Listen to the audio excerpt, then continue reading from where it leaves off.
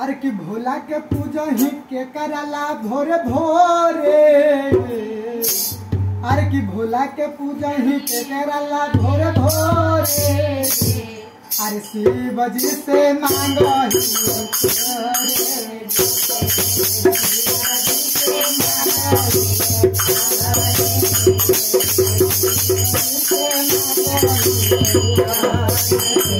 अरे हो तुम सपना पूरा कर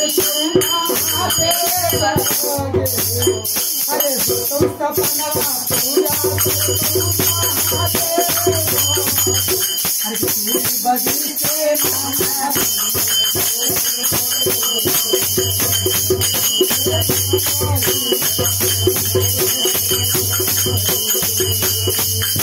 ऊपर पहाड़ नीचे गंगोलिए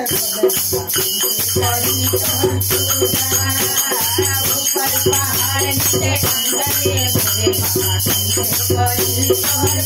अरे भैया जो लाया हमारा के झूठा भैया जो लाया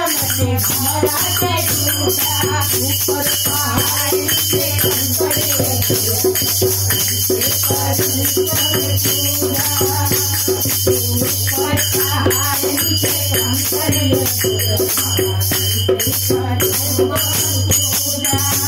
फलवा जो लाया मैं तो सुनवा के झूठा फलवा जो लाया मैं तो सुनवा के झूठा फलवा जो लाया मैं तो सुनवा के झूठा हमसे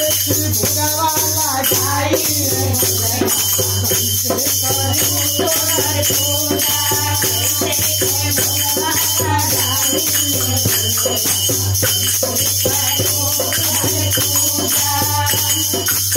पहाड़ से कंकड़े भोले बाबा